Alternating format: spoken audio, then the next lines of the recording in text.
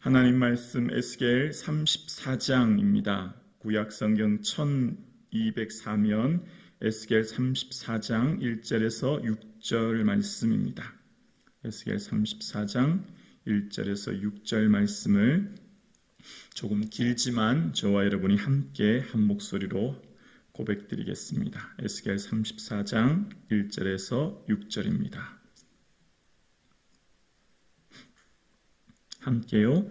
여호와의 말씀이 내게 임하여 이르시되 인자야 너는 이스라엘 목자들에게 예언하라. 그들 곧 목자들에게 예언하여 이르기를 주 여호와께서 이같이 말씀하시되 자기만 먹이는 이스라엘 목자들은 화 있을진저 목자들이 양떼를 먹이는 것이 마땅하지 아니하냐. 너희가 살찐 양을 잡아 그 기름을 먹으며 그 털을 입되 양떼는 먹이지 아니하는도다. 너희가 그 연약한 자를 강하게 아니하며 병든 자를 고치지 아니하며 상한 자를 싸매주지 아니하며 쫓기는 자를 돌아오게 하지 아니하며 잃어버린 자를 찾지 아니하고 다만 포악으로 그것들을 다스렸도다. 목자가 없으므로 그것들이 흩어져서 모든 들짐승의 밥이 되었도다. 내 양떼가 모든 산과 높은 맷뿌리마다 유리 되었고 내 양떼가 온 지면에 흩어졌을 때 찾고 찾는 자가 없었도다. 아멘. 할렐루야. 아멘. 오늘 우리를 예배의 자리로 불러주신 하나님께 감사드립니다. 비가 오는 날씨 가운데서도 이 예배당에서 예배드리시는 사랑하는 성도님, 또 온라인으로 가정에서 예배드리시는 사랑하는 성도님들에게 예수 그리스도의 은혜와 평강이 충만할 수 있기를 주의 이름으로 축복합니다. 아멘. 오늘 본문은 이스라엘 백성들의 회복에 관한 말씀입니다.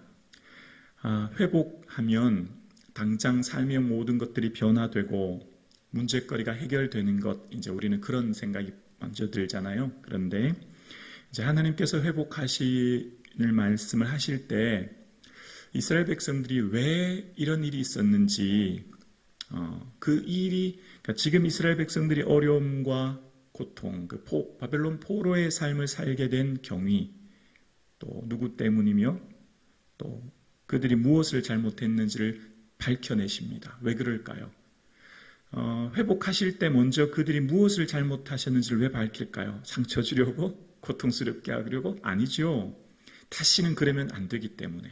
두 번 다시 이런 죄를 반복하면 안 되기 때문에 무엇이 잘못인지를 정확하게 알아야만 회개하게 되고 돌이킴으로 다시는 반복되지 않은 죄를 짓기에 하나님께서는 에스겔 33장부터 39장은 회복의 말씀인데요. 단순히 회복의 말씀이라고 하면 당장 포로에서 돌아오고 당장 삶이 변화되어 이런 것들이 아니라 하나님께서는 차근차근 풀어가시는 것을 보게 되어집니다. 자, 그래서 오늘 본문의 말씀은 얘들아, 너희들의 삶의 어려움이 왜 닥쳐왔는지 너희들은 알고 있니? 너희들 왜 그 바벨론 포로에서 그렇게 어려움을 겪고 있는 것을 너희는 잘 알고 있니? 이런 것 때문이야. 다시는 이러면 안 돼. 라고 하시면서 말씀하시는 거예요. 1절 2절입니다. 여호와의 말씀이 내게 임하여 이르시되 인자야 너는 이스라엘 목자들에게 예언하라. 그들 곧 목자들에게 예언하여 이르기를 주 여호와께서 이같이 말씀하시되 자기만 먹이는 이스라엘 목자들은 화 있을진저 목자들이 양떼를 먹이는 것이 마땅하지 아니하냐라고 말씀하십니다. 이스라엘의 목자들이 자기만 먹이고 양떼를 먹이지 않았기 때문이래요. 여기서 목자라고 하면 가장 먼저 정치 지도자, 왕들을 말하고 두 번째는 종교, 사회 지도자들을 말합니다. 근데 엄밀히 전체를 따져보면 정치 지도자인 왕을 빗대어 말씀하시는 것을 보게 되어요. 그러니까 목자들, 그러니까 왕들이 백성들에게 세금을 거두고 자신의 부와 호화스러운 사치의 생활은 하면서도 굶주림과 환난과 육체의 병으로 고통당하는 사람들을 살피지 않은 목자들을 통해 하나님이 너무나 마음이 아프셨다는 거죠. 자기만 먹이는 목자, 의무는 행하지 않은 채 권리만 챙기는 목자. 그래서 어떤 사람들이 많아졌다고요. 3절 4절 보면 너희가 살찐 양을 잡아 그 기름을 먹으며 그 털을 입되 양 떼는 먹이지 아니하는도다. 너희가 그 연약한 자를 강하게 아니하며 병든 자를 고치지 아니하며 상한 자를 싸매어 주지 아니하며 쫓기는 자를 돌아오게 하지 아니하며 잃어버린 자를 찾지 아니하며 다만 포악으로 그것을 다스렸도다. 지금 연약한 자, 선천적으로 병이 들어 쇠약한 양, 병든 자, 병이 들어 질고 가운데 고통 가운데, 이게 지금 현재 진행형, 문법상으로는 진행형이거든요. 그러니까 질병 때문에 너무나 고통스러운 상황 가운데 있는 양들, 상한 자, 여기 원어의 뜻은 부서지다는 말인데 실체 일부가 없어지거나 부서진 상태, 혹은 장애를 가진, 몸에 좀 어려움을 가진, 쫓기는 자, 이거는 흩어지다는 뜻인데 그 무리에서 떨어져서 맹수의 위협에 노출되고 곧 죽음의 위에 있는 사람들, 이런 것들, 그러니까 병에 들어 쇠약해진 양들, 좀 더 큰 범위에서는 상처 입은 양들, 좀 더 큰 범위에서는 무리에서 떠나 이제 곧 생명의 위협을 받을 양들이 있는데도 불구하고 전혀 돌보지 않고 오히려 포악으로 그것을 다스리는 목자들이 있었다는 거예요. 이스라엘 백성들에게 하나님이 원하시는 것, 그러니까 늘 이 말씀을 통해 오늘 우리가 이 말씀을 묵상하는 이유도, 왜 오늘 우리가 이 말씀을 묵상하죠? 하나님 마음을 헤아리려고 나온 거예요. 말씀을 묵상하는 거예요. 하나님 우리에게 뭘 원하시는지를 잘 알아야만 우리의 삶의 방향, 또 우리의 삶의 목적, 또 우리가 살아가는 것이 헛되지 않고 또 우리가 하나님을 기쁘시게 하는 삶을 살거든요. 말씀을 통해 하나님을 마음을 헤아리지 못하면 어떻게 될까요? 내 생각과 내 방법대로 살게 되고, 내 생각과 내 방법은 자동적으로 자기 이익, 자기 욕심에 집중될 수밖에 없어요. 그러니까 말씀을 깊이 묵상하지 않고 하나님을 알지 못하면 어떻게 될까요? 나에게만, 내 욕심에게만 집중할 수밖에 없어요. 그러니까 왕들이 하나님의 마음을 헤아리지 않은 채 정치를 펼친 거죠. 왕들이 늘 해야 될 게 뭡니까? 율법서를 등사하여 자기 옆에 두고 매일 읽고 그것대로 정치를 해야 되는데, 백성들을 다스릴 때 막대한 세금을 거두면 당연히 백성들의 삶은 피폐해짐에도 불구하고 자신들은 사치와 호화스러운 생활을 하는 거예요. 그래서 그때의 상황을 아모스 선장은 아모스 6장에 보면 4절에 보면 상하상에 누우며 침상에서 기지개를 켜며 양떼에서 어린 양과 우리에게 송아지를 잡아먹고 비파와 소리를 맞추어 노래를 짓거리며 다윗처럼 자기에게 악기를 제조하며 대접으로 포도주를 마시며 귀한 기름을 몸에 바르며 요셉의 환난에 대하여 근심하지 않은 자로다라고 책망해요. 상이 상하로 되었대요. 양떼와 송아지를 먹고요, 포도주를 마시는데요, 요셉의 환난, 백성들의 환난에 대해서 본인은 전혀 근심하지 않는데요. 상관도 안 난다는 거예요. 왕들이, 이만큼 왕들이 타락한 삶을 살게 되었다는 거예요. 이 지도자들이. 그래서 하나님은 이제 보다가 마음이 너무 아프신 하나님이 내가 참 목자인 내가 그들에게 가서 회복시키겠다라고 하시면서 11절에 이런 말씀을 하시죠. 11절에 보면 주 여호와께서 이같이 말씀하셨느니라 나 곧 내가 내 양떼를 찾고 찾되 12절이요 목자가 양 가운데 있는 날에 양이 흩어졌으면 그 떼를 찾는 것 같이 내가 내 양을 찾아서 흐리고 캄캄한 날에 그 흩어진 모든 곳에서 그것들을 건져낼지라. 내가 그것들을 만민 가운데에서 끌어내며 여러 백성 가운데 모아 그 본토로 데려가고자 이스라엘 산 위에 와 시냇가에와 그 땅 모든 거주지에서 먹이되 좋은 꼴을 먹이고 그 우리를 이스라엘 높은 산에 두리니 그것들이 그곳에 있는 좋은 우리에 누웠으며 이스라엘 산에서 살찐 꼴을 먹으리라. 우리 16절만 한번 함께 해볼까요? 16절 시작.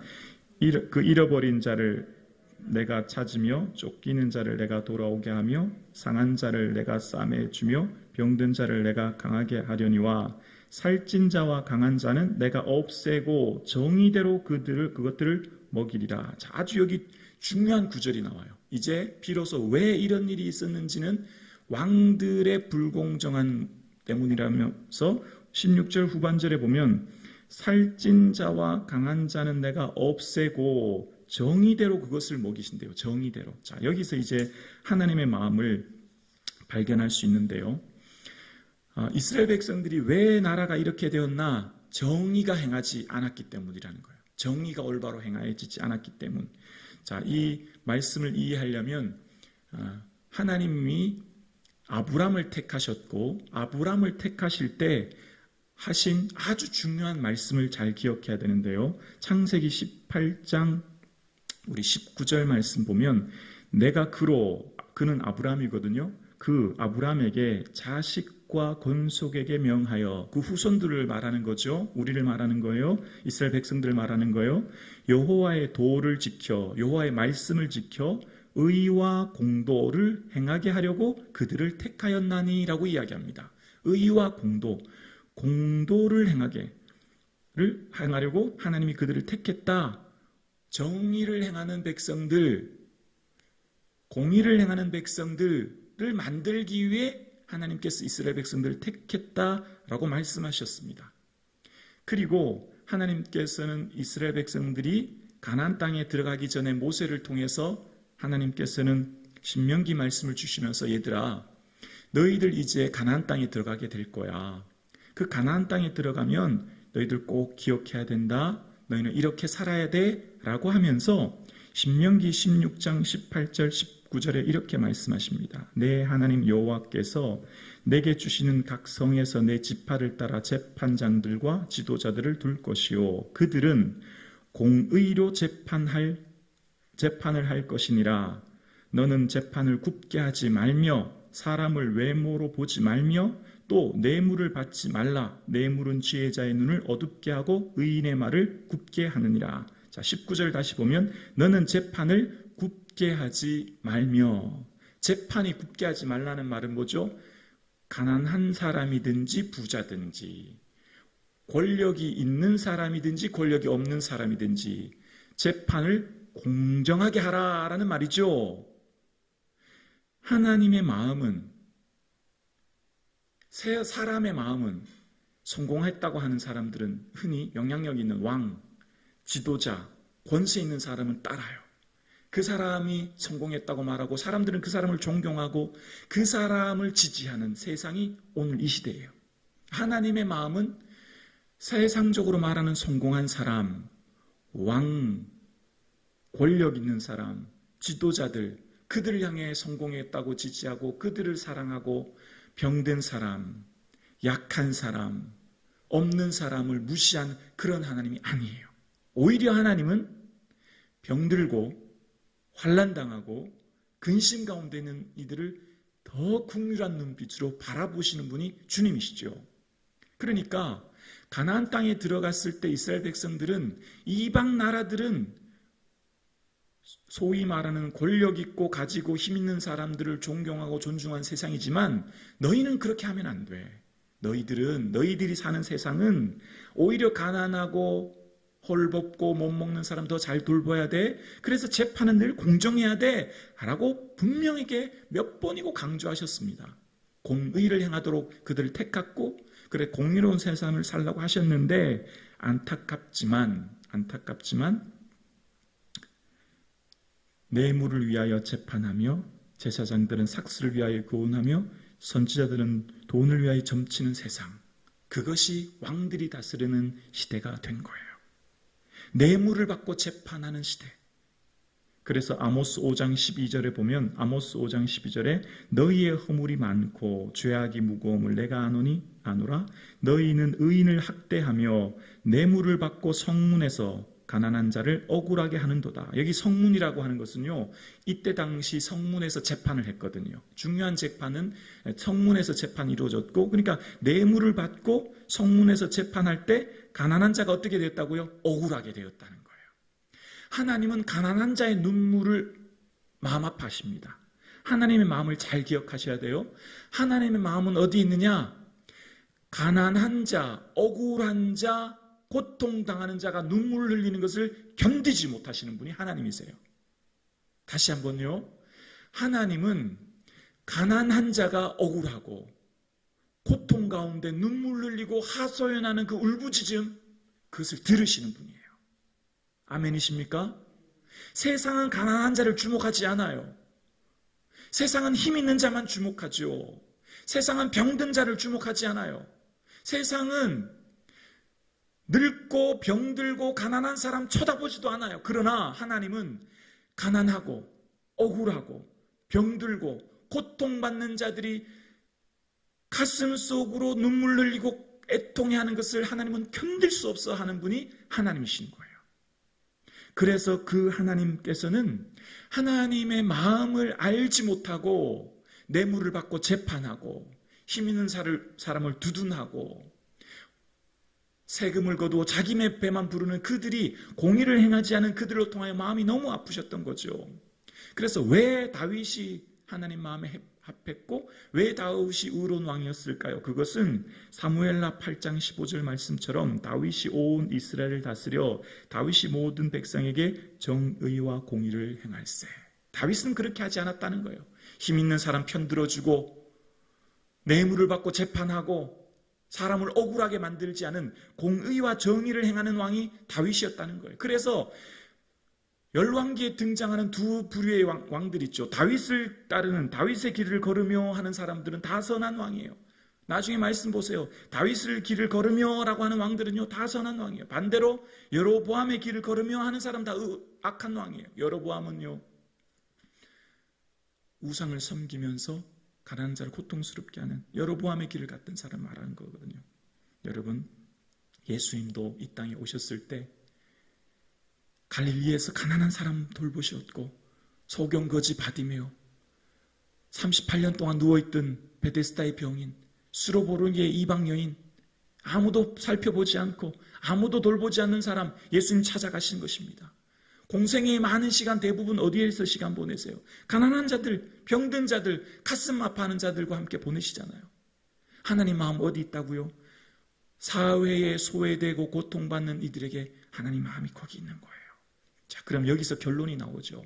우리의 마음이 어디를 향해야 되는가? 우리도 힘있고 돈있고 권력있고 빽있는 사람 쫓아다니며 사는 인생이 아니라 하나님이 관심 기울이고 하나님이 눈길이 머무는 연약한 자, 아파하는 자, 그들을 살피는 때 하나님 우리를 기뻐하신다는 거죠.